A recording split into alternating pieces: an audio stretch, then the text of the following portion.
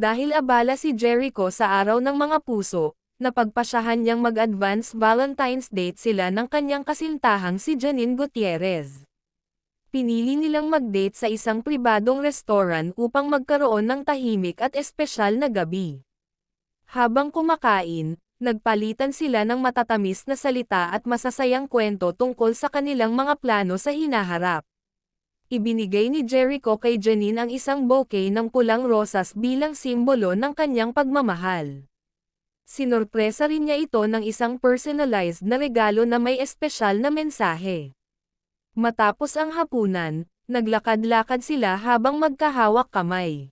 Sinabi ni Jericho kay Janine na kahit abala siya sa kanyang concert, hindi niya nakakalimutang iparamdam ang kanyang pagmamahal.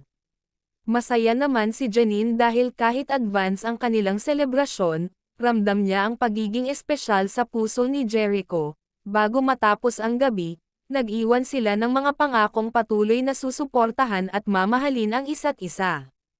Sa kabila ng pagiging abala sa trabaho, napatunayan nilang mahalaga pa rin ang pagbibigay ng oras sa isa't isa.